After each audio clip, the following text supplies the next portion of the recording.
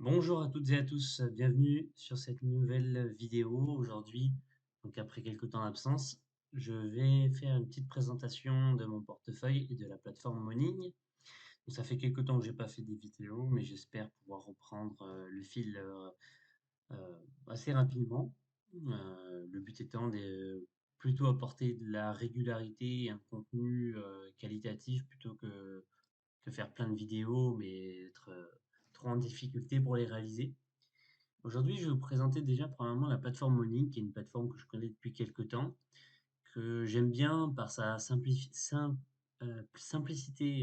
d'utilisation. Je trouve qu'elle a un côté même assez ludique.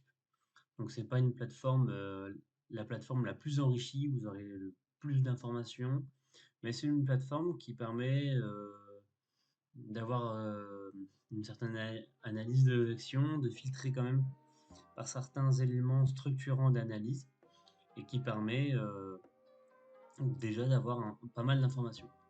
Donc la plateforme en ligne, elle a été créée par Sébastien Coubard. Donc, je vais essayer de vous présenter son portefeuille. Sébastien Coubard, il est là.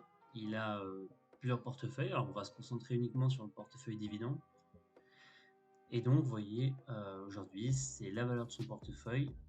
Ici, on a le nombre de dividendes annuels avec l'augmentation annuelle, le pourcentage de plus-value, le rendement sur la totalité des dividendes et rendement sur le montant investi. Donc vous voyez, on va pas aller dans le détail entre rendement sur voilà, donc rendement, il y a rendement sur PRU, rendement brut, rendement net, il y a les dividendes, il y a quand même plusieurs niveaux. Le but là est d'avoir une image globale. Ici, il a mis un objectif, lui il souhaite avoir 24 000 euros de dividendes par an. Et on a toutes ces entreprises, donc on voit qu'il a beaucoup d'entreprises, autant sur j'ai bien l'impression sur un PEA que sur un compte type, et qu'il est vraiment sur un objectif de dividende. Cette plateforme, je l'aime bien parce qu'elle permet quand même d'avoir une bonne analyse. Aujourd'hui, si je clique par exemple sur sa plus-value, on voit le montant investi en rouge et la valeur du portefeuille. On voit quand le montant investi dépasse la valeur du portefeuille ou inversement. Donc on a une représentation très visuelle et ça c'est quelque chose d'assez plaisant, j'ai envie de dire. On a le dividende annuel, donc on voit vraiment les augmentations, donc certainement avec les différentes opérations, les désinvestissements, les investissements. Enfin, voilà, il y a plusieurs choses qui font qu'on a une progression qui se fait un peu en escalier. Euh, et puis on a donc le rendement. Donc on voit qu'il y a un rendement assez constant de 3,5%. Et on a un calendrier de dividendes ici, donc mensuel, avec le prévisionnel, enfin plutôt le dividende estimé et le dividende réalisé. En dessous, on voit exactement donc, les dividendes confirmés. Donc, ici, par exemple, au mois d'avril, 171 euros qui ont bien été confirmés grâce aux publications des sociétés. On voit, voilà, pour le montant d'action, le nombre d'actions qu'il a, toutes les entreprises qui ont versé des dividendes au mois d'avril, pareil pour le mois de mai. Et donc ça apporte de la clarté, moi je trouve, dans la gestion du portefeuille. On a donc ensuite, alors je ne sais pas comment c'est calculé, mais du potentiel de croissance et des scores de sûreté du dividende. Donc je ne vais pas rentrer dans le détail parce que c'est pas ce qui m'intéresse ici, mais en fonction de la qualité de l'entreprise, eh bien il y a je pense un score plus ou moins élevé. Il y a un forum, des portefeuilles publics et un filtre par action. Donc vous voyez, moi, si je veux par exemple choisir une action de croissance et que je prends par exemple voilà, au moins 10 ans de versement de dividendes sans interruption, au moins 1% de rendement, un payout ratio pas trop important, donc on va mettre les maximum 60%, une croissance de dividendes d'au moins 10%, on va mettre au moins 12% par an, sur, voilà, on va prendre un marché qu'on connaît, on va prendre la France. Ça nous fait déjà un premier filtre. On voit qu'il y a LVMH d'ailleurs qui sort en premier et Téléperformance. Donc attention, il ne faut pas faire un achat de société juste par rapport à ce critère-là. Il y a aussi le critère d'entreprise à compte. Là, on est purement sur les critères boursiers, avec des scores de sûreté de dividendes, des scores de croissance, mais une action qui a décoté de 51% en un an. Donc il faut faire des analyses quand même plus approfondies, mais quand vous souhaitez faire des achats d'actions dans votre portefeuille, c'est-à-dire une action de rendement, l'action de croissance, ça devient un produit de filtre, et ensuite il faut analyser vraiment par entreprise. Donc moi j'aime beaucoup, je trouve cet outil très fluide, plutôt bien fait, plutôt bien efficace, très synthétique. Et ensuite, si je clique sur le détail d'une action, donc voilà la société LVMH, donc ici on a son rendement, ses scores de sûreté, la croissance du dividende sur 5 ans, le ratio cours-bénéfice, la capitalisation, on a un bref récap de ce que fait la société, l'évolution du cours de l'action, le retour, donc en fin de compte la croissance de l'action sur 1 an et sur 5 ans, la concurrence, alors toujours à bien vérifier la concurrence, ici ça me paraît quand même correct, hein, Hermès, voilà. Et parfois il y a des sites qui vous mettent d'autres entreprises en concurrence qui sont, je trouve, pas forcément très pertinents. On a la valorisation donc, de la société avec un graphique qui est quand même très parlant. L'historique du dividende. Donc là on voit bien voilà, le Covid, les augmentations. Les prévisions, je crois qu'elles sont pas toujours correctes. Faut quand même plutôt vérifier. Là par exemple en 2023 il met un dividende égal à celui de 2022. Je pense qu'aujourd'hui j'ai pas vérifié, mais normalement on devrait quand même être sur quelque chose de supérieur. On a la fréquence, comment dire, est-ce que le dividende a été versé sans interruption ou non, et la date de détachement du dividende. Donc ça c'est quand même très très plaisant d'avoir quelque chose de si clair, mais quand même un peu détaillé. On a le nombre d'actions en circulation, donc on voit c'est une entreprise qui rachète ses actions.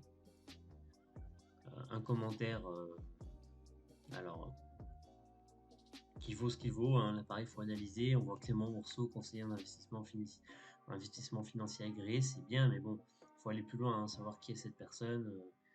Mais voilà, on a une information un petit peu enrichie. Ensuite, le chiffre d'affaires, le cash flow par action, le bénéfice par action, et ensuite la croissance annuelle du chiffre d'affaires, du free cash flow et du BNA. Et enfin, on a des notions de rentabilité avec les marges opérationnelles nettes et le retour sur capitaux. Il y a la santé de l'entreprise, donc est-ce que c'est une entreprise qui a un haut ratio de distribution, pareil pour les free cash flow, le ratio de couverture des intérêts et le montant des dettes sur capitaux propres, dettes également sur EBITDA. Et les dernières actualités, bon je pense que 24 juillet, ouais voilà, et l'agenda financier. Donc on voit par exemple, là on est le 12 juillet, donc bientôt il y aura des rapports sur les bénéfices qui devraient sortir. Donc quand même pas mal d'informations. Et donc vous pouvez vous constituer un portefeuille. Alors on a la même chose, un filtre par ETF en fonction du marché, du rendement, du PEA ou non. Est-ce que vous voulez quelque chose de capitalisant ou de distributif? Moi par exemple j'aime bien les accumulatifs. Par exemple alors aujourd'hui que je peux mettre sur un PEA. Et j'aime bien le marché du Nasdaq. Voilà, là-dessus, on a tout de suite voilà, trois ETF qui ressortent. Donc là, c'est un ETF leverage. Donc c'est bien, et attention. Et ensuite, bah, voilà, deux ETF quasiment identiques. Là, on a un aperçu des frais. Donc on clique dessus et on a encore beaucoup d'informations. Donc voilà, un site qui est très intéressant pour filtrer, pour rechercher des actions. En ce qui concerne donc mon portefeuille, donc le voici.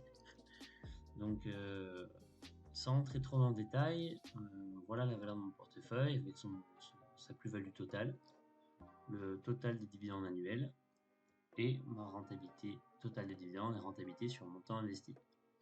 Donc moi je suis beaucoup plus sur une analyse de croissance. Et il y a des outils qui sont intéressants. Je n'en avais pas besoin, mais j'aime bien. Je trouve ça, voilà, je trouve ça intéressant. En fait, analyse par intelligence artificielle.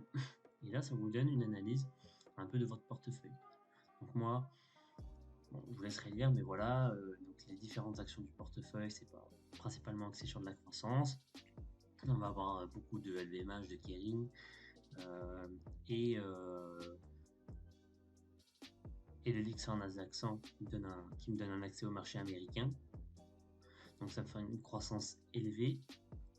Le portefeuille est assez bien diversifié, mais beaucoup d'actions européennes. C'est normal, pour l'instant, je suis que sur du PEA, à part enfin, le Nasdaq et sur le marché américain, mais je compte ouvrir investir le marché américain très bientôt. Donc beaucoup d'entreprises sur un même secteur et donc forcément un biais puisque je suis très investi sur le secteur du luxe, forcément une baisse pourrait m'impacter fortement. Ensuite, il me donne voilà, des ajouts, des idées d'ajouts avec par exemple qui vont dépendre bien sûr de mon appétence au risque et de mon objectif. Mais voilà, il vous dit que des sociétés dans le domaine des services aux collectivités, des technologies d'information, ça pourrait être intéressant et des plus petites capitalisations. Bien sûr, il est important de rappeler que tout ajout potentiel doit être étudié en détail avant d'être effectué. Ensuite, sur la diversification avancée, on voit là une répartition par secteur de mon portefeuille. Et on a une vue, par exemple, du nombre de dividendes annuels par secteur, le retour sur investissement, le nombre d'oppositions. On a une vue par secteur, une vue par pays. Alors par contre, ça ne prend pas en compte. Alors je ne sais pas si dans le NA, il prend en compte le Lixor Nasdaq 100, j'imagine que oui. Parce que bien sûr, par pays, il a marqué France et Pays-Bas, mais je suis investi aux États-Unis via l'ETF. Ensuite, en termes de capitalisation et de devises. Et un outil que j'aime bien, c'est la projection des dividendes. Donc, moi, j'ai actuellement 149 € de dividendes, un taux de croissance de 16,52% sur 5 ans, qui est à corriger parce que moi, mon PEA, je l'ai depuis 4 ans. Donc, ça a été calculé sur 5 ans, mais on reste sur une croissance assez élevée, c'est mon objectif. Une contribution mensuelle pour l'instant de 200 €. Et si je prends déjà un premier objectif de 20 ans en réinvestissant les dividendes, ce qui vous rajoute 1 ou 2% de croissance selon la plateforme, et que je mets à jour, on a donc une prévision des dividendes et on voit que 2043, donc dans 20 ans, normalement, puisque les performances passées ne permettent pas de prédire des performances futures, j'aurai 20 000 € de dividendes. Donc, c'est à prendre toujours avec des pincettes, mais ça montre vraiment l'intérêt, la puissance des intérêts composés. Donc voilà pour cette vidéo sur la plateforme Money. Je vais vous mettre un lien d'affiliation à la plateforme. Donc si vous souhaitez vous y inscrire, parce que pour avoir votre projection de dividendes et avoir des informations enrichies, il faut souscrire à un abonnement mensuel ou annuel. Il me semble que je peux vous montrer ça. Alors, je ne l'ai pas sous la main. Donc, j'ai pas sous la main l'abonnement. Si j'ai ma souscription. Donc, je crois que c'est 15 € par mois l'abonnement mensuel et moins cher forcément si vous faites à l'année. Ouais, donc on n'a pas les infos.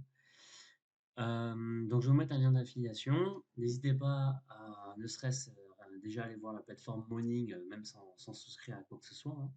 Et si jamais ça vous intéresse, n'hésitez pas à passer par le lien d'affiliation.